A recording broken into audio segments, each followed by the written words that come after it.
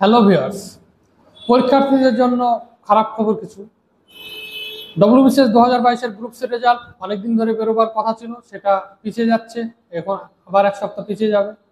নীলাদ্রিবাবু যেটা বলেছেন, একটা প্রসঙ্গ টেনে বলেছেন আর কি, যে যেমন বিচারপতি বা কোনো উকিল উপস্থিত না থাকলে রায়দান স্থগিত থাকে, সেই রকমই পিএসসির অফিসাররা কেউ অনুপস্থিত ছিল বা আছে, তার জন্য পিছিয়ে যাচ্ছে। স্বাভাবিকভাবে গ্রুপ ডির 22-এর গ্রুপ ডির রেজাল্টটা পিছিয়ে যাবে। ক্লার্কশিপ রেজাল্টটাও পুজোর পর ধরে নাও, তার মানে মেন্স হতে হতে সেই ডিসেম্বর জানুয়ারি। 2023-এর এবি রেজাল্ট পুজোর আগে তো আর কোনোভাবেই সম্ভব না। তো এটা হচ্ছে প্রত্যেক বছরেরই কাহিনী। আমরা যারা অনেক বছর ধরে প্রিপারেশন নিচ্ছি তারা জানি যে পার্সোনালিটি টেস্ট শেষ হয়ে যায়, তারপরে এই রেজাল্ট বেরোবে বেরোবে বেরোবে করতে করতেই লেগে যায় 2 মাস 3 মাস লেগে যায়। কি কারণে লাগে সেটা পিএসসি জানে আর উপরওয়ালাই জানে, ঠিক আছে। ইন্টারভিউ যেমন এবার 2022-এর গ্রুপ সি রেজাল্ট বেরোলো 30শে জুন, পার্সোনালিটি টেস্ট শুরু হলো 16 জুলাই, শেষ হয়ে গেল 29 জুলাই, মানে একদিন তারপরে আবার একদিন লেগেছিল, 30শে জুলাই শেষ হয়ে গেছে।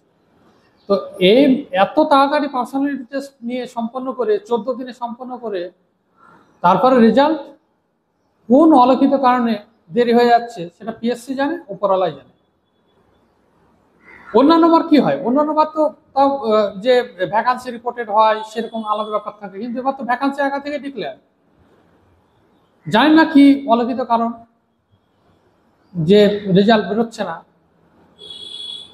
কয়েকটা এক্সেলেন্ট তো কাজ, যেটা আমরা শুনে এসেছি যে অ্যালটমেন্ট হতে 14-15 দিন লাগে, যেহেতু এরা ম্যানুয়ালি করে। 30শে জুলাই যেখানে পার্সোনালিটি টেস্ট শেষ হয়ে গেছিল, সেটা এখন টানতে টানতে সেপ্টেম্বরের 20 তারিখ চলে আসলো, তবু রেজাল্ট বেরোচ্ছে না।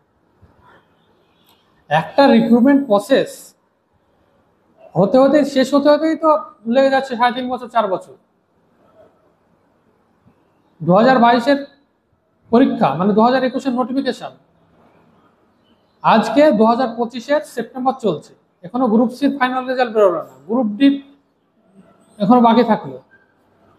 মাস দুয়েক আগে যেমন গভর্নমেন্ট অফ ওয়েস্ট বেঙ্গল থেকে একটা টাইম বাউন্ড পিভিআর এর জন্য একটা নোটিশ দিয়েছিল যে 1 মাসের মধ্যে পিভিআর শেষ করতে হবে, মেডিকেল শেষ করতে হবে, যে নিয়োগপত্র দিতে হবে। সেই রকমই এখানেও যে যে রিক্রুটমেন্ট অথরিটি আছে, পুলিশ বলো বা পিএসসি বলো, সবাইকে ওই একই রকম টাইম বাউন্ড বেঁধে দেওয়া উচিত। 1 বছর 1.5 বছরের মধ্যে তোমাকে রিক্রুটমেন্ট প্রসেস পুরো কমপ্লিট করতে হবে। নইলে একটা ছেলে বা একটা মেয়ে কতদিন ধৈর্য ধরে থাকে, একটা পরীক্ষার পিছনে তো ডেডিকেশন লাগবে, সে ডেডিকেশন দিয়ে সে কতদিন সে পেশেন্স রাখতে পারে।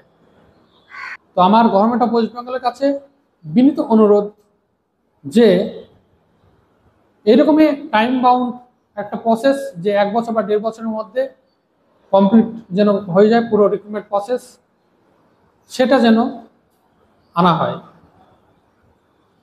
এমনিতেই ওবিসি কেসের জন্য 2 বছর, প্রায় 2 বছরের কাছাকাছি রিক্রুটমেন্ট প্রসেস এক প্রকার বন্ধই, যেগুলো আগের নোটিফিকেশন সেগুলো চলছে, তবু ওই ধিমে তালে।